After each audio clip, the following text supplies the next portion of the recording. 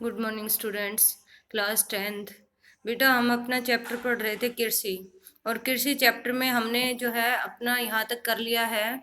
Page number अपना है 46 page number तक हमने कंप्लीट कर लिया है। अब आगे बढ़ते हैं 47 नंबर पेज पे। देखिए हम अब जो है करेंगे यहाँ से वैश्वीकरण का कृषि पर प्रभाव। वैश्वीकरण का कृषि पर क्या प्रभाव पड़ा ये हमें पढ़ना है। इससे पहले का हम रिवाइज करते हुए चलते हैं। देश के अनेक राज्यों में किसान आत्महत्याएं क्यों कर रहे हैं। तो ये बात जो है बहुत ही महत्वपूर्ण है कि देश के अनेक राज्यों में किसान आत्महत्याएं क्यों कर रहे हैं, क्योंकि जो कृषि है उससे अधिक प्रॉफिट उन्हें नहीं मिल रहा है, अधिक तकनीकी का विकास नहीं हो पाया है इस क्षेत्र में। इसलिए किसान जो है वो जब कोई प्राकृतिक आपदा आ जाती है, कोई महामारी आ जाती है, तो वो बहुत अधिक नुकसान में चले जाते हैं और आत्महत्या करने को विवश हो जाते हैं। किसान अनेक समस्याओं से जूझ रहे हैं और कृषि भूमि घट रही है। तो क्या हम रोजगार के वैकल्पिक अवसरों के बारे में सोच सकते हैं, अर्थात कृषि में लगे या कृषि में संलग्न जो किसान हैं वो दूसरे अवसरों के माध्यम से अपने आय में वृद्धि कर सकते हैं। अब हम आगे बढ़ते हैं। वैश्वीकरण का कृषि पर प्रभाव। वैश्वीकरण का पर क्या प्रभाव पड़ा है। वैश्वीकरण कोई नई घटना नहीं है, औपनिवेशिक काल में भी यही स्थिति मौजूद थी, अर्थात उस समय भी वैश्वीकरण हो रहा था। इट मीन्स भारत का जो कृषि था उस पर अंग्रेजों का अधिकार था, और भारतीय जो कपास है तथा दूसरी जो भारत में उत्पादित होने वाली वस्तुएं उन्हें कच्चे माल के रूप में इंग्लैंड भेज दिया जाता था और वहां से बना माल हमारे यहाँ पर सेल किया जाता था। तो वो एक तरह से वैश्वीकरण था। वर्तमान में भी इसी तरह की स्थिति क्रिएट है, जहां भी जिस चीज की डिमांड है उसे वहां पर सेल कर दिया जाता है। इट मीन्स विश्व वैश्वीकरण का क्या अर्थ है। विश्व की विभिन्न अर्थव्यवस्थाओं का आपस में नजदीकी संबंध वैश्वीकरण कहलाता है। यस, 19वीं शताब्दी में जब यूरोपीय व्यापारी भारत आए तो उस समय भी भारतीय मसाले विश्व के विभिन्न देशों को निर्यात किए जाते थे। भारत जो है मसाला उत्पादन में प्राचीन काल से ही प्रमुख देश रहा है, और जो मसाले हैं वो विभिन्न देशों को निर्यात किए जाते थे।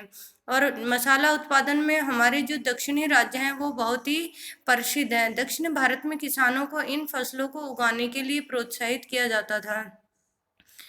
आज भी गरम मसाले भारत से निर्यात किए जाने वाली प्रमुख वस्तुओं में शामिल हैं। हमारे जो दक्षिणी राज्य हैं केरल, तमिलनाडु, कर्नाटका, महाराष्ट्र, यहाँ पर अधिक मात्रा में मसाले जो है वो उत्पादित होते हैं। आज भी गरम मसाले भारत से निर्यात किए जाने वाली प्रमुख वस्तुओं में शामिल हैं।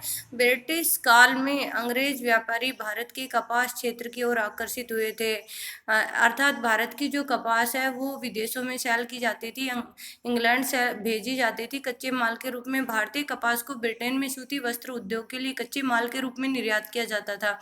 मानचेस्टर और लिवरपूल में सूती वस्त्र उद्योग भारत से पैदा होने वाली उत्तम किस्म की कपास की उपलब्धता पर ही फले फूले। क्वेश्चन यहाँ बनता है कि मानचेस्टर और लिवरपूल की जो सूती वस्त्र उद्योग हैं वो किस देश में उत्पादित होने वाली कपास के आधार पर ही फले फूले। तो हम कहेंगे कि भारत में उत्पादित होने वाली कपास के आधार पर।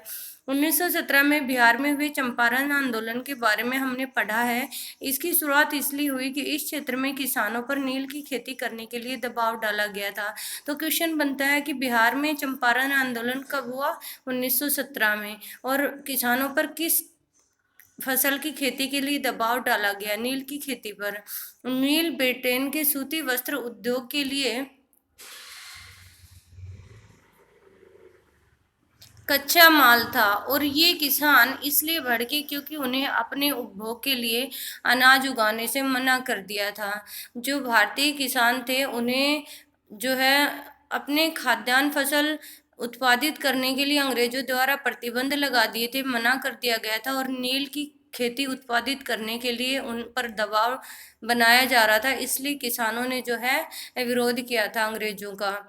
1990 के बाद वैश्वीकरण के तहत भारतीय किसानों को कई नई चुनौतियों का सामना करना पड़ रहा था। चावल, कपास, रबड़, चाय, कॉफी, जूट और मसालों का मुख्य उत्पादक होने के बावजूद भारतीय कृषि विश्व के विकसित देशों से स्पर्धा करने में असमर्थ थी।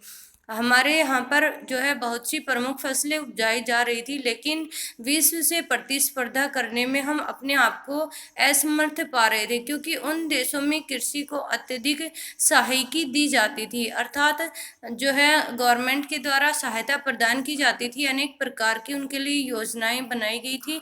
लेकिन हमारे देश में उस समय तक ऐसा कुछ नहीं था। आज भारतीय कृषि दो दो राहे पर है। भारतीय दो राहें मतलब दो रास्ते हैं उसके सामने। भारतीय कृषि के समक्ष और लाभदायक बनाना है तो सीमांत और छोटे किसानों की स्थिति सुधारने पर जोर देना होगा। हरित क्रांति ने लंबा चौड़ा वादा किया, परंतु आज यह कई विवादों से घिरी हुई है। हरित क्रांति क्या थी, ये भी मैंने आपको बताया था। कृषि के उत्पादन में अत्यधिक वृद्धि करने के लिए क्रांति आई थी, अर्थात उत्पादन में वृद्धि करने के लिए कृषि, खाद, उर्वरक, उन्नत बीज आदि का जो है नवीनतम तरीकों के माध्यम से अधिक उत्पादन करना था, और अधिक से अधिक मात्रा में उत्पादन करना ही हरित क्रांति कहलाता है। कृषि के क्षेत्र में अधिक से अधिक उत्पादन हरित क्रांति कहलाता है। और वर्तमान में जो ये थ्योरी आई थी हरित क्रांति की, वो विवादों से घिर गई है। यह आरोप लगाया जाता है कि हरित क्रांति के दौरान रसायनों के अधिक प्रयोग, जल भृतों के सूखने और जैव विविधता विलुप्त होने के कारण भूमि का निम्नीकरण हुआ है। जो हरित क्रांति को प्रोत्साहित किया गया था 1966-67 में, आज वर्तमान में ऐसा माना जाता है कि उस हरित क्रांति के कारण क्या हो गए, जो जल भृत हैं वो सूखने लगे, अर्थात जल के जो स्रोत हैं वो सूखने लग गए हैं। जैव जीव विविधता जो है वो समाप्त हो गई। कैसे? जंगलों को साफ कर दिया गया, इसलिए जीव विविधता समाप्त हो गई और भूमि का लगातार निम्नीकरण होता जा रहा है। भूमि का उपजाऊपन, निम्नीकरण मीन्स उपजाऊपन कम होना। आज जीन क्रांति संकेत शब्द है जिसमें जेनेटिक इंजीनियरिंग शामिल है। वर्तमान में जो है जीन क्रांति की जा रही है। हम देखते हैं जीन क्रांति का मतलब क्या है बेटा, हम देखते हैं कि जो है नवीन तरीके से जो उत्पादन है उसको बढ़ाया जा रहा है। कहीं पाइपों के थ्रू जो है उत्पादन किया जाता है सब्जियों का, फलों का। आपने देखा होगा पॉलीथीन के कवरेज के माध्यम से भी कई जगह जो है वो अलग अलग तरीके से उत्पादन किया जा रहा है, और ये जीन क्रांति है। जेनेटिक इंजीनियरिंग बीजों की नई संकर किस्मों का आविष्कार करने में शक्तिशाली पूरक के रूप में जानी जाती है। अब आगे हैं अपना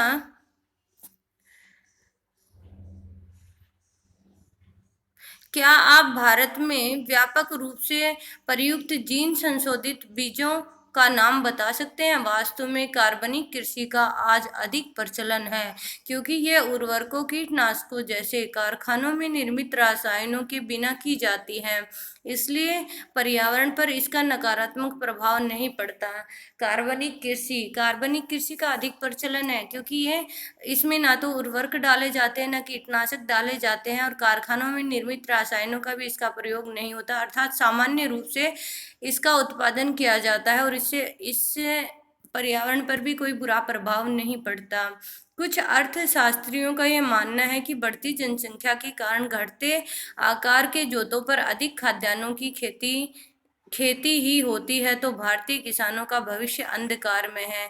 इसका क्या अर्थ है? इसका अर्थ है कि हमारे जो खेत हैं उनका आकार लगातार घटता जा रहा है। कैसे घटता जा रहा है बेटा? कम तो इट मीन्स वो कोई कट के कम नहीं हो रहे हैं। यहाँ मतलब है कि जनसंख्या वृद्धि लगातार हो रही है, और जब हम बंटवारा करते हैं तो हमारे जो भूभाग हैं वो छोटे भूभाग में बदल जाते हैं। जैसे हमारे जो दादाजी थे उनके पास 4 बीघा जमीन थी, जब उनके बेटे बड़े हुए, 2 बेटे थे तो 2-2 बीघा, और उन 2 बेटों के भी यदि 2-2 पुत्र हैं तो वो 1-1 बीघा में कन्वर्ट हो गई। इस तरह से जो जोतों का आकार है वो लगातार छोटा होता जा रहा है, और हम अधिक उत्पादन के चक्कर में जो है उर्वरक, खाद, बीज अधिक मात्रा में डालते हैं, और इससे अगर ऐसा ही रहा तो हमारी जो भूमि है उसका उपजाऊपन कम हो जाएगा, और जो किसान है उनका जो भविष्य है अंधकार में है। इट मीन्स जो है आगे आने वाले समय में उत्पादन बहुत कम हो जाएगा। भारत में लगभग 83.3 करोड़ लोग 25 करोड़ हेक्टेयर भूमि पर निर्भर करते हैं। इस प्रकार एक व्यक्ति के हिस्से में उस दिन आधा हेक्टेयर से भी कम भूमि आती है। तो क्वेश्चन यहाँ पर बनता है कि हमारे यहाँ पर कुल कितने हेक्टेयर जो भूमि है उस पर कृषि की जाती है 25 करोड़ हेक्टेयर भूमि पर, और एक व्यक्ति एक भारतीय के हिस्से में कितने हेक्टेयर भूमि आती है? आधा हेक्टेयर भूमि आती है।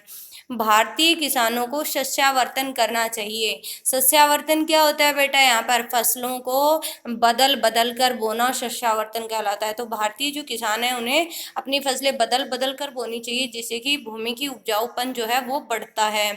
और खाद्यान्नों के स्थान पर कीमती फसल उगानी चाहिए, इससे आमदनी अधिक होगी। इसके साथ पर्यावरण निम्नीकरण में कमी आएगी। कौन कौन से, जैसे इसने बताया है, फलों, औषधीय पौधों, बायोडीजल फसलों। बायोडीजल कौन से फसल हैं? जो इट मीन्स जिनसे जो डीजल के ऑप्शन में आजकल जो है वो बोई जाती हैं, जैसे जट्रोफा और जोजोबा, ये बायोडीजल फसलें हैं। फूलों और सब्जियों को उगाने के लिए चावल या गन्ने से बहुत कम सिंचाई की आवश्यकता होती है। भारत में जलवायु विविधता का विभिन्न प्रकार की कीमती फसलें उगाकर प्रयोग किया जा सकता है। यहाँ पर आपको जब जो सबसे लास्ट में कुछ दिया है, अनाज के स्थान पर ऊंचे मूल्य की फसलें उगाकर शस्य प्रारूप में परिवर्तन का अर्थ होगा कि भारत को खाद्य पदार्थों का आयात करना पड़ेगा। अर्थात यदि हम जो है खाद्य फसलें ना उगाकर वहाँ पर जो है फल फूल इस तरह की खेती करते हैं, तो हमारे यहाँ पर खाद्यान्न की कमी हो जाएगी और हमें खाद्यान्न दूसरे देशों से आयात करना पड़ेगा। 1960 के दशक में इसे एक आपदा के रूप में देखा गया होता, परंतु यदि हम कीमती फसलों के उत्पाद निर्यात करके खाद्यान्न आयात करते हैं, तो हम भी चिली, इजराइल, इटली की अर्थव्यवस्थाओं का अनुकरण करेंगे, जो विभिन्न कृषि उत्पाद, फल, शराब, जैतून, विशेषकर बीज निर्यात करके खाद्य पदार्थों को आयात करते हैं। क्या हम ये खतरा मोल लेने को तैयार हैं? इस विषय पर वाद विवाद कीजिए।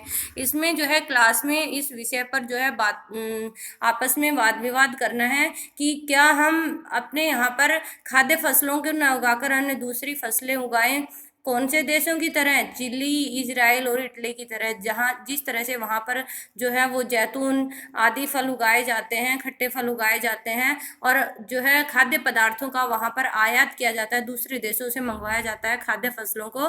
तो इस तरह से क्या हम इस तरह का जोखिम उठा सकते हैं? ये जो है हमें क्या करना है, क्लास में ग्रुप बनाकर उस पर वाद विवाद करना है।